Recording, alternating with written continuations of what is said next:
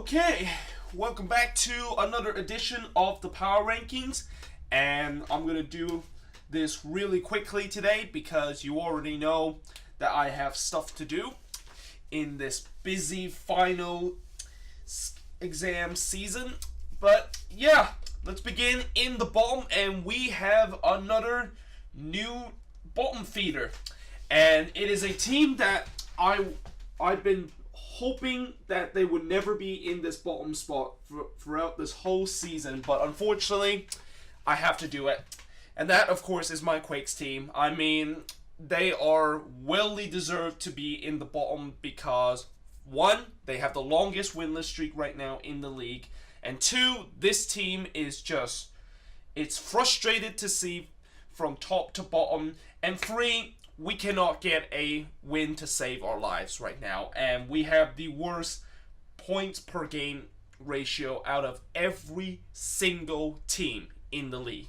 So, to combine all that, they deserve to be in the bottom of the power rankings. And like I said, I am obviously not proud to put my team at the bottom. This is one thing that I really wish I never had it done throughout this whole season, but after what they've been doing for the last couple of games and the performance they've been doing throughout this season, they deserve to be in this bottom spot. I mean, there's, like, so far, the teams that I've been putting on the bottom, DC United, Colorado, Philly, and even, who was the other team that I put? I don't think I put Montreal there. I think that's pretty much it. Even those teams have got more wins than we have since the first game of the season. It is a sad time to be a Quakes fan. I don't know when is this just absolute debacle of a season is going to really turn around. But yeah, in 22nd, and this team was here 2 weeks ago, and they're back here. And that, of course, is Vancouver, who is in 22nd, and yeah, I mean, they're back here because they lose to the Loons of Minnesota United, and they lose to them while they were up a man in that game. And they scored 0 goals against them. Like, that is right up there on the level of embarrassing kind of resort for a team that ever done. And again, this is no disrespect to Minnesota. I thought Minnesota played very well in that game, but seriously, Vancouver not getting a goal against a defense that is not the best and probably one of the worst in the league, and also the fact that you were up a man in that game. So yeah, it is just no excuse whatsoever. They're back in that spot, and I'm gonna say it again, I don't know how this team is still third in the Western Conference right now. But yeah, in 21st, and this team dropped 2 spots from last week, and that, of course, is Philly. And I almost dropped my boards there because I didn't put the board very stably when I start this video. But yeah, Philly back in 21st because, well, they had a reality check against Toronto. So a lot of Union fan, well, I wouldn't say a lot of Union fan, but some Union fan thought that there was hope after that DC United resort. Yeah, in that game against TFC, you can pretty much tell why the Union are bad this season, and that they are going to be one of the worst teams this year and going to be in this spot for majority of the season. And in 20th, this team actually moved up 3 spots from last week and moved up from the bottom, and that is DC United, who, despite the fact that didn't play this week, teams around them lost, and they get to move up because of that. But if they lose, I think they have like a midweek game this week, I'm not quite sure, but if they lose that, then they're back in the bottom spot too. They're going to be even worse than the Quakes, pretty much. But yeah, enjoy being in 20th for now. Enjoy being moved up, even though you didn't play a single game this week, DC United fans. And in 19th, this team stays the same, and despite the loss, they're going to stay at 19th place because, yeah, I mean, they lost to Sporting KC, which is always a tough place to play, and knowing that Colorado, the fact that they were playing on the road, and that the Rapids are just, they're pretty useless whenever they go on the road. It was pretty clear that they were going to lose, but at least they kind of given an effort, and at least Tim Howard kind of actually decided to turn back the clock and make some very good save to keep his team in. And I didn't mention the fact that they actually almost got an equalizer in this. I mean, I think there was at one point where Domenico Bocci was through on goal and he was one-on-one with Tin Melia, and for some reason he botched it. Although I wouldn't say for some reason, because that's been, from what I heard from Rapids fan, they would tell me that that's what Bocci does on a daily basis. He always tends to bottle it in the big moment, and that was a big moment for the Rapids. But they stay in 19th place because other teams around them have a bigger loss and certainly lose in a more embarrassing way. But in 18th, this team moves down 2 spots and continues to move down, and probably by the request of everybody, and that, of course, is Seattle. So, yeah, Seattle is in real deep trouble right now. And right now, every single week, it's getting to a point where I have no other option to just move them down. Like, remember how I said in the beginning of the year the reason why I didn't move them down very low in the standing was because they were dealt with injuries and also CCL commitment? Yeah, well, now they don't have to deal with injury anymore, besides maybe Nicholas Ladero that was out in that game against Columbus. But it just seemed like this team sucked overall. Like, if you look at how this team is and you just look at this team that just cannot score whatsoever, it's pretty clear that Seattle is going to suck for a while unless they find a goal scorer in the team, because that's really the missing piece for Seattle right now. But as of now, they're in 18th place, and I know some fans will probably say that I should have put them right where they are right now a couple of weeks ago, but I want to give them a benefit of the doubt that they had a couple of injuries and stuff like that. Now it's just no excuse anymore because they don't have really any major injury besides maybe Ladero, even though I don't think even Ladero in that match for Seattle would make any difference because Seattle just lack a goal scorer right now. But in 17th, and this team moved down 6 spots, and they're kind of like in the same situation with Seattle, although it's not the goal scoring problem that they are worrying about, it's the defense that is the problem for the Galaxy. So, yeah, it's been a rough stretch for the Galaxy after just a very sizzling kind of start, and a start that really kind of showed people that they are back to where they are. Well, it seemed like in the last couple of games, reality has hit them, and it has hit them hard in this game.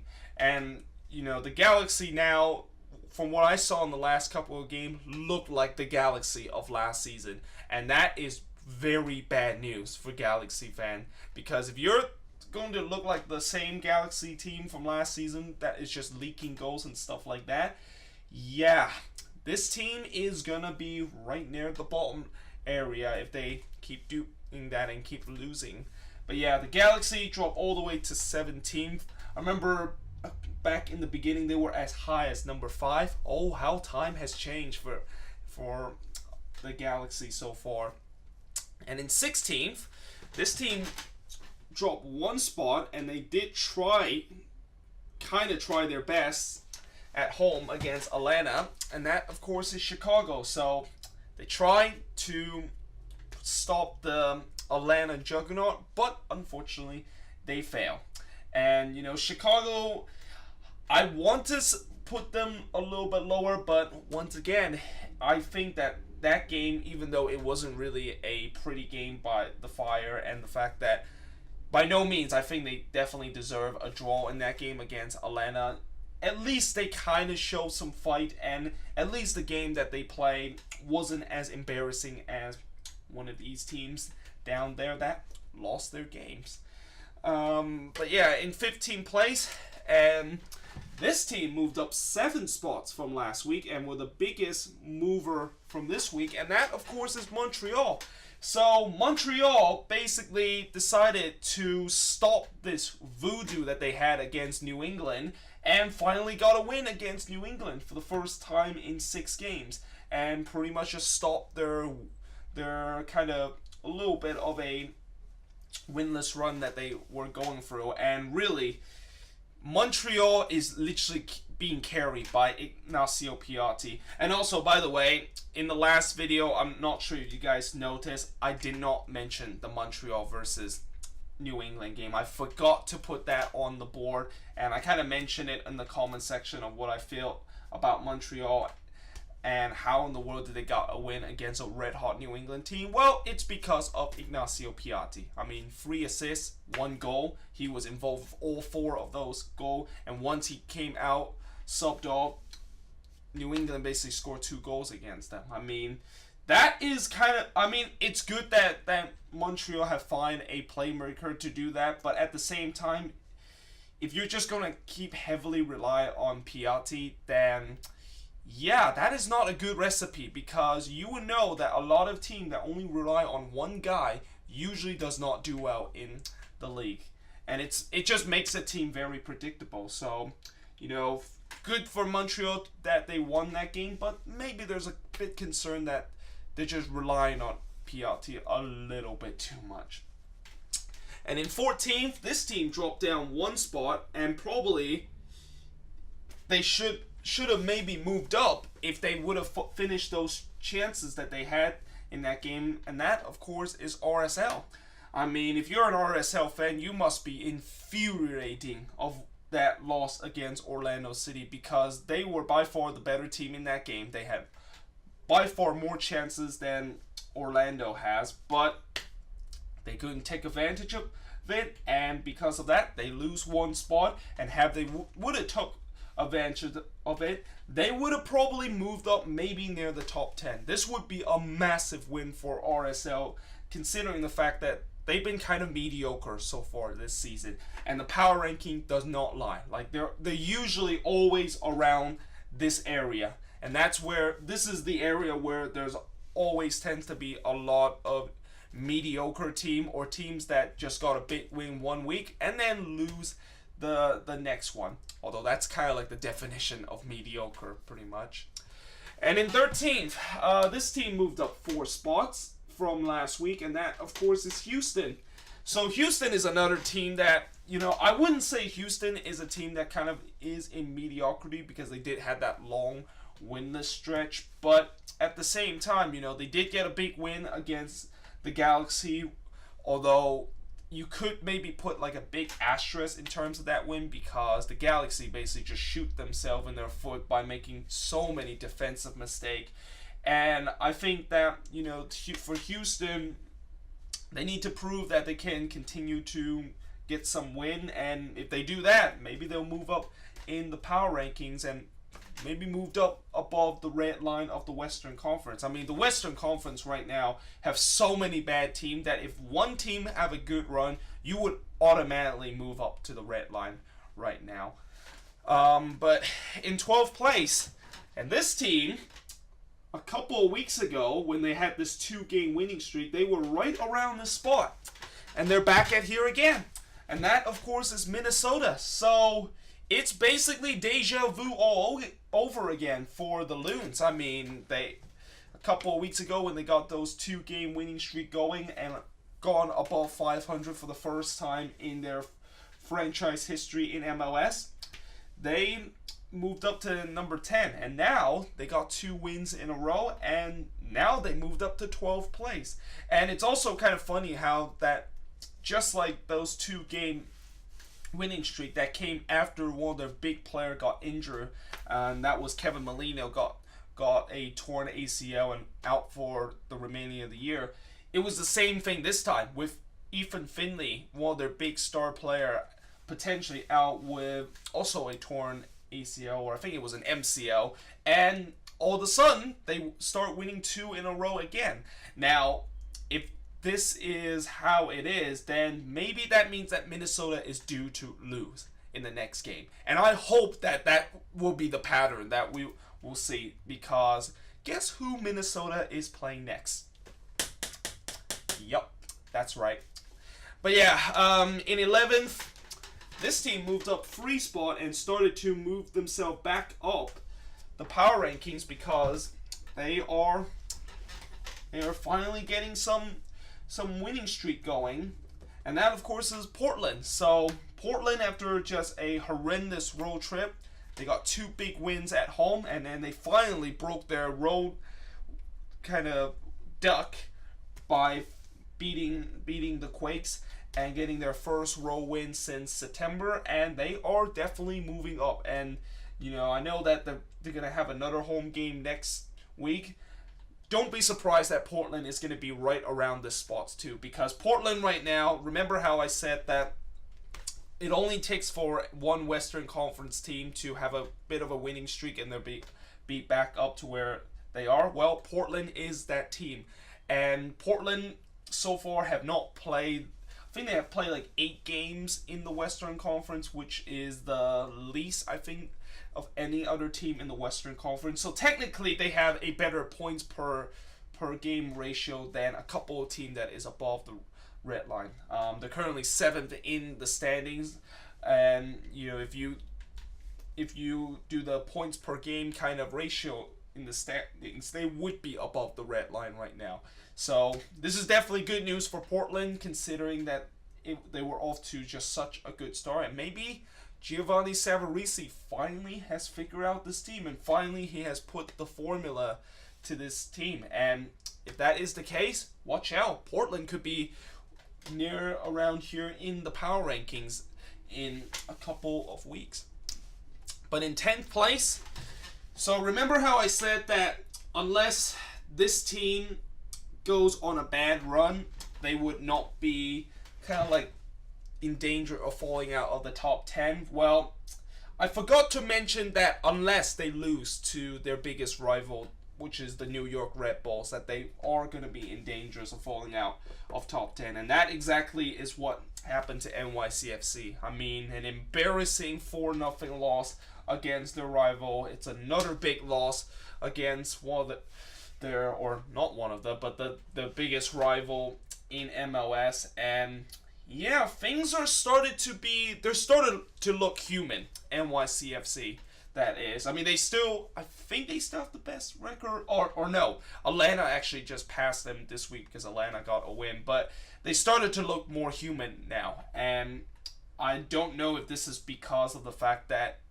they look human because of the rumors that Patrick Vieira is going to Arsenal, and maybe that's like a distraction or something like that. But they have looked human in the last couple of games. And it's now up to NYCFC to try to kind of stop looking like they're kind of look human, and that they need to get back to that good start they have this season.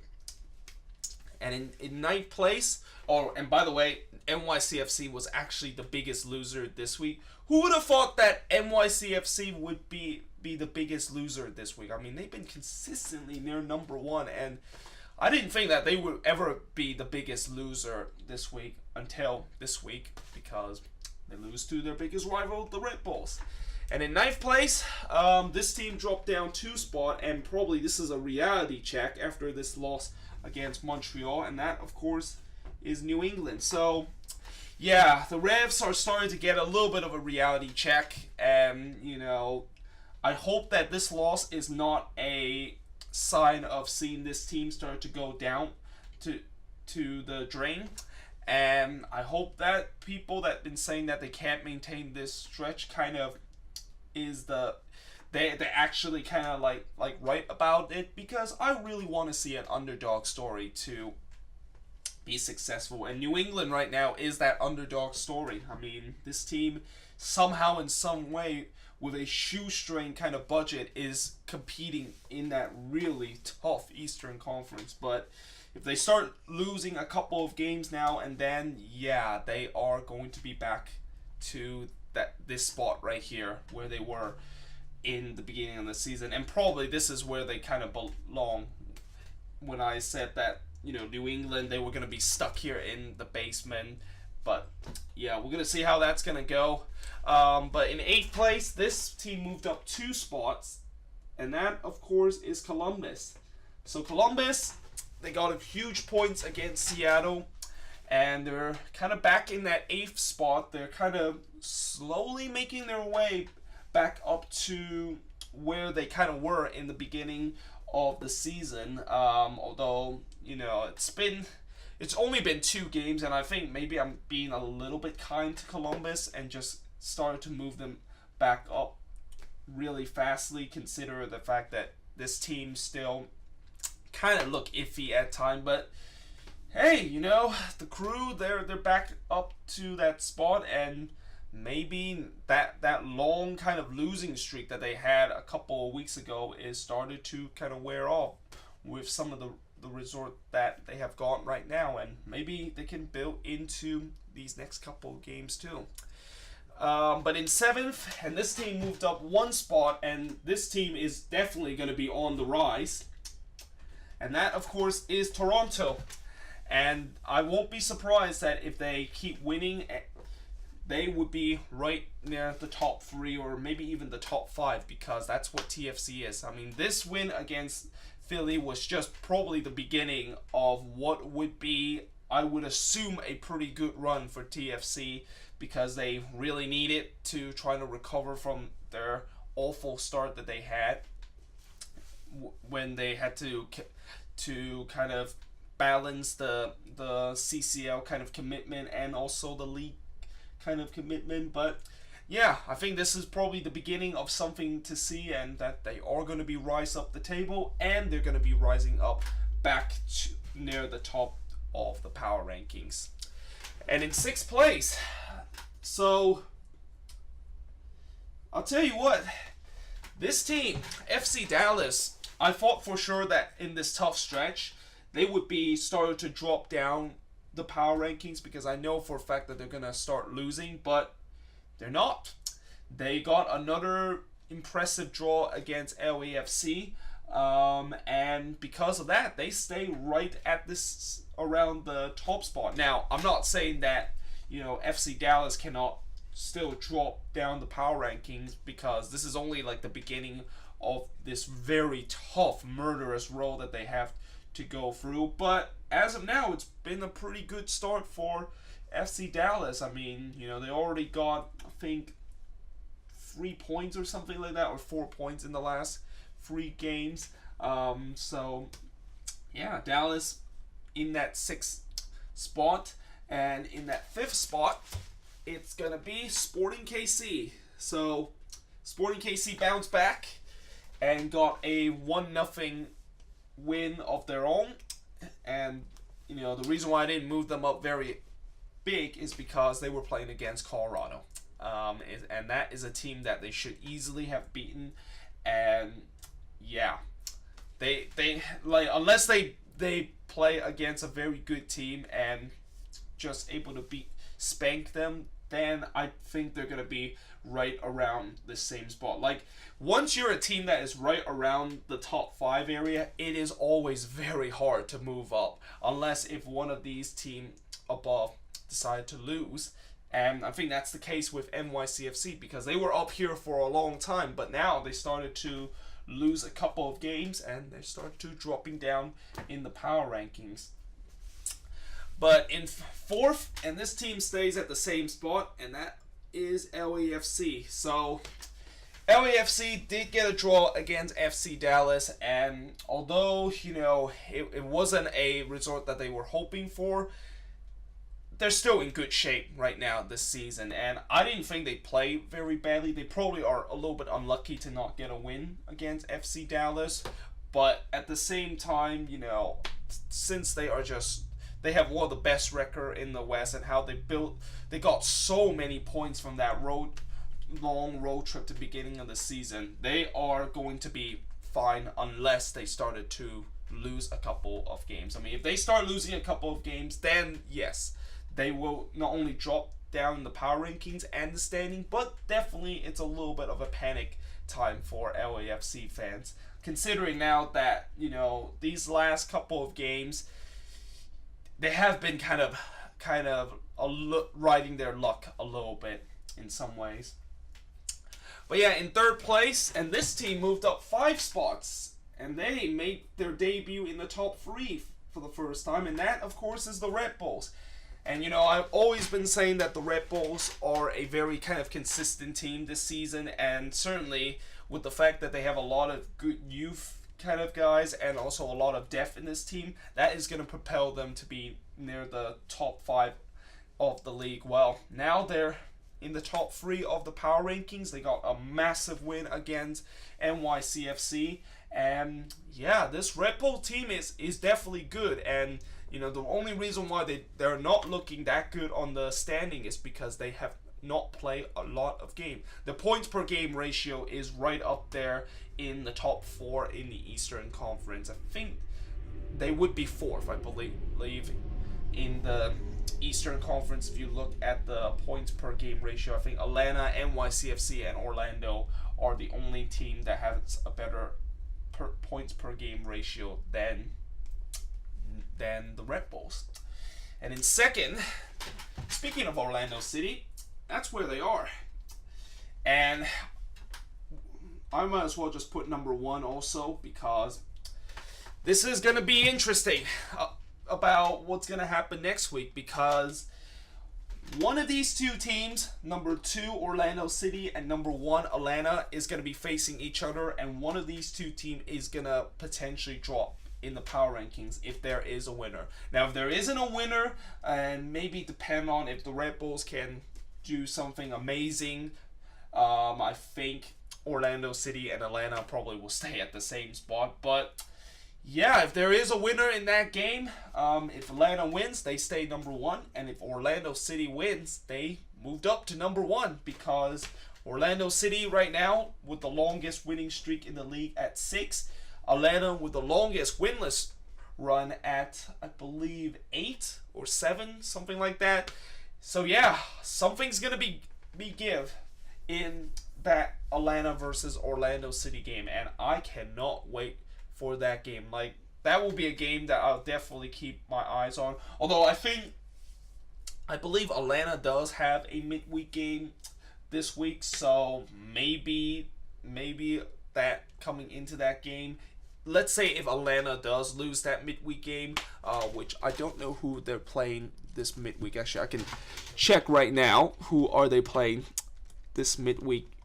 So let's see. Who are they playing? So they're playing against Sporting KC. Okay, so yeah, that's gonna be a little bit tough, but they're playing at home, which I think that they should be able to somehow get a win or a draw of it. But either way, it potentially will be the longest winning streak team against the team with the longest unbeaten run. And yeah, I'm very excited about that kind of matchup. But I hope you guys enjoyed this power rankings. If you do, make sure you guys leave a like, smash that subscribe button, let me know in the comments below which team I ranked too high and which team I ranked too low. And yeah, I will see you guys next time.